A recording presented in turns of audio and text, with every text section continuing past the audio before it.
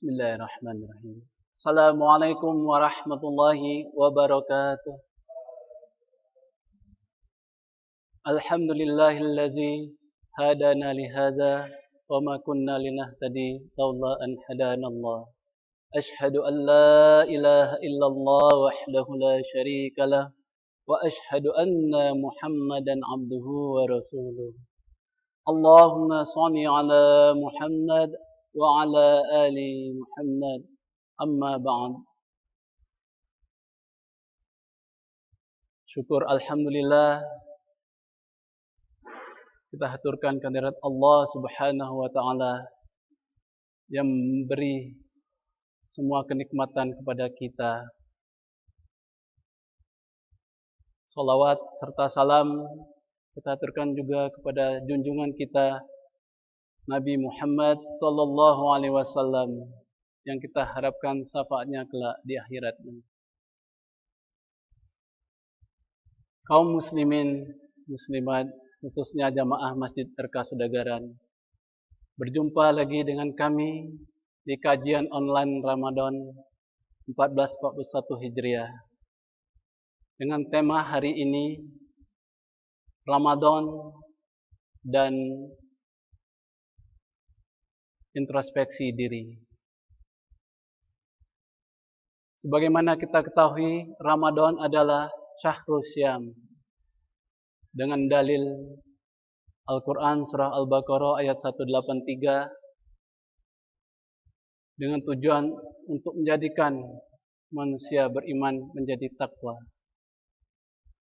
Ramadan juga disebut sebagai Syahrul Ibadah, yakni bulan ibadah untuk kita umat muslim meningkatkan ibadah kita seoptimal mungkin. Karena ini kesempatan emas untuk menimba ilmu, mengamalkan semua ibadah kita yang dinilai berlipat ganda. Kembali kepada tema hari ini, introspeksi diri dalam Islam dikenal dengan muhasabah. Muhasabah diri. Muhasabah arti katanya perhitungan. Muhasabah artinya kita mengevaluasi diri, kekurangan-kekurangan diri kita, dosa-dosa yang telah kita lakukan. Dengan tujuan nanti kita bisa memperbaikinya.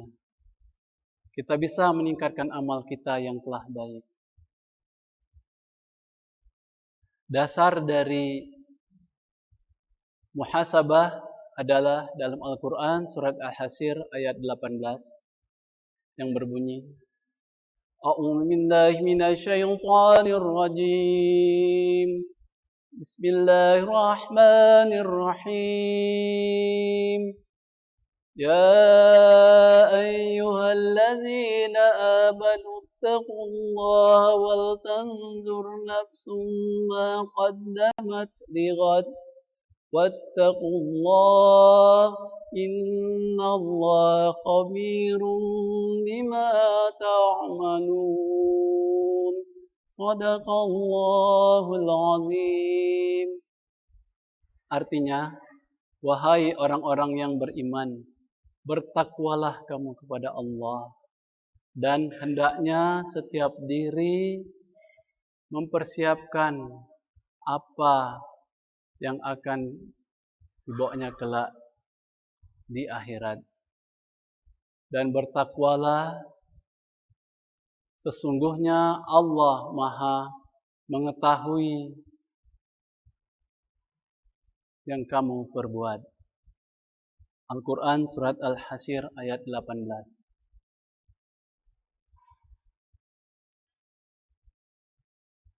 Muhasabah diri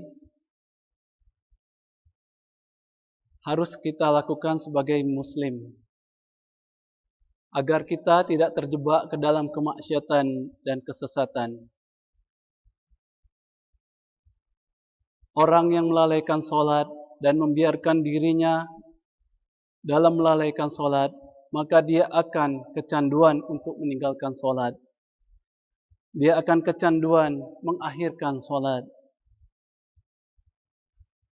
Oleh karena itu, kita mesti melakukan muhasabah diri. Bagaimana cara muhasabah diri? Di antaranya dalam hal yang wajib. Kita evaluasi diri kita. Hal-hal wajib apa yang belum kita laksanakan secara baik. Mungkin masih ada sholat 5 waktu kita yang bolong. Misalnya subuh masih kesiangan. Selanjutnya dalam hal yang haram. Kita evaluasi diri kita juga. Mungkin masih ada hal-hal haram yang belum kita tinggalkan. Selanjutnya cara muhasabah adalah dengan kita mengingat apa saja yang telah dilakukan oleh anggota badan kita. Mulai dari panca indera kita, mata, telinga, mulut, anggota dua tangan kita, kaki kita, mulut. Masihkah kita ada menghibah saudara kita, tetangga kita? Kalau itu masih kita lakukan dalam Ramadan ini, kita kurangi, bahkan kita hilangkan agar semakin sempurna ibadah kita. Selanjutnya, muhasabah dalam hal niat. Ini adalah hal yang sangat penting karena segala sesuatu dinilai dari niat. Oleh karena itu, kita mesti menjaga niat kita. Apakah lillahi atau li ghairillah? Artinya, apakah kita melaksanakan suatu ibadah itu benar-benar karena Allah atau bukan? Selanjutnya, cara muhasabah tidak menutup diri dari masukan orang lain. Ini juga mesti kita lakukan. Sebagaimana yang dicontohkan oleh sahabat Abu Bakar As-Siddiq saat Umar mengusulkan kepada beliau untuk membukukan Al-Quran, untuk mengumpulkan Al-Quran. Awalnya sahabat Abu Bakar menolak. Namun Umar bin Khattab mendesak dan mengatakan ini adalah kebaikan. Sampai suatu ketika Abu Bakar berkata dan menerima pendapatku sebagaimana pendapat Umar. Artinya sahabat Abu Bakar walaupun kedudukannya lebih tinggi daripada sahabat Umar bin Khattab, beliau dengan besar hati menerima. Dan alhamdulillah dengan kebesaran hati Khalifah Abu Bakar As-Siddiq tersebut, kita umat Islam bisa menikmati kitabullah Al-Quranul Karim yang telah dibukukan sebagai mushaf seperti saat ini.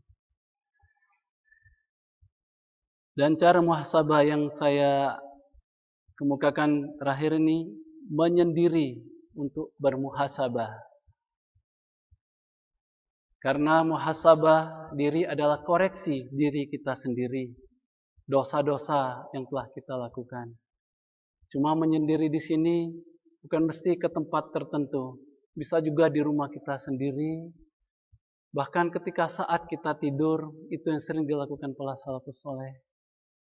Mereka mengingat keseharian ini mulai dari bangun tidur, apa saja yang telah dilakukan, sampai dengan kembali siap untuk tidur. Muhasabah tersebut sangat bermanfaat untuk diri kita pribadi maupun untuk lingkungan. Kenapa? Karena muhasabah sejatinya bukan hanya hubungan kita kepada Allah, tetapi juga hubungan kita dengan sesama makhluk, baik kepada manusia maupun kepada hewan dan tumbuhan. Sehingga sosial kemasyarakatan akan terbantu dengan muhasabah diri kita masing-masing. Bahkan apabila setiap kita melakukan muhasabah diri, kekacauan atau ketidakharmonisan dalam kemasyarakatan tidak akan terjadi. Manfaat muhasabah: 1. Meringankan hisab pada hari kiamat.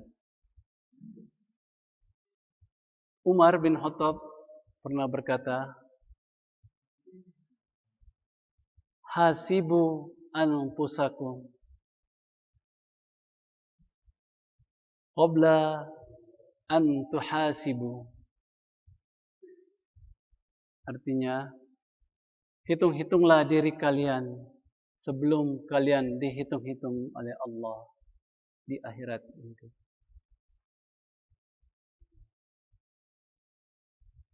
Dan itu akan memudahkan hisab kita nanti di akhirat. Manfaat yang kedua, mengobati hati yang sakit. Hati yang sakit hanya dapat diobati dan muhasabah diri. Saya coba ambil contoh. Kita disakiti oleh orang lain. Kita tidak terima dalam hati kita terhadap orang yang menyakiti tersebut. Kalau kita menunggu dia minta maaf kepada kita, ya kalau dia tahu bahwa dia melakukan hal yang menyakitkan hati kita. Kalau tidak, bagaimana cara mengobati hati kita yang sakit? Kita muhasabah diri. Kita evaluasi diri kita. Apa yang telah kita lakukan? Apakah yang telah dilakukan orang tersebut mungkin kita pernah melakukan kepada orang lain? Atau juga mungkin memang karena ada kekurangan pada diri kita. Dengan hal-hal seperti ini, mungkin nanti kita akan terobati. Selanjutnya, manfaat muhasabah: selalu menganggap diri penuh kekurangan. Dengan kita merasa kurang, baik beribadah untuk diri kita, hubungan pada Allah, maupun berbuat baik kepada sesama manusia, berbuat baik kepada tetangga kita, pada teman kita, kita akan termotivasi untuk meningkatkan ibadah kita tersebut. Selanjutnya, yang keempat, manfaat dari muhasabah adalah kita tidak merasa takabur atau sombong. Mengapa? Karena kita selalu merasa apa yang telah kita lakukan itu bukanlah apa-apa. Dan memang sudah seharusnya kita berlaku demikian. Baik kita sebagai hamba Allah maupun kita sebagai makhluk sosial dalam masyarakat. Sehingga kita dapat menjaga diri kita dari sifat takabur atau sombong tersebut. Ini adalah sifat yang berbahaya. Sekedar saya ingatkan bahwa iblis keluar dari surga hanya karena sombong. Semua malaikat tunduk kepada perintah Allah, mau tunduk kepada Nabi Adam, tetapi iblis mengingkarinya karena dia merasa sombong, merasa dia diciptakan dari api, sedangkan Nabi Adam dari tanah. Oleh karena itu, ini manfaat muhasabah yang keempat, yakni membuat diri tidak takabur atau sombong.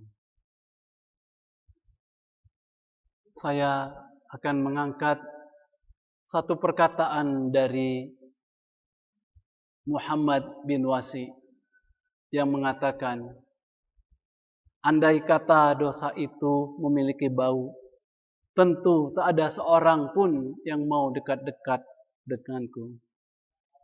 Contoh saat ini, adik-adik pemuda tim live streaming YouTube Masjid RK Sudagaran tentu tidak mau dekat dengan saya sebagai pemberi materi kalau dosa itu berbau. Kenapa? Karena saya pasti ada dosa. Kita semua pasti ada dosa.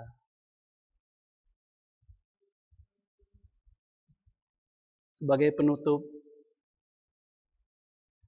jangan sampai muhasabah dinantikan, diulur waktunya. Karena kalau kita tunda, dikhawatirkan kita tidak sempat bertaubat. Kalaupun bertaubat, taubatnya tidak diterima Allah Subhanahu wa taala.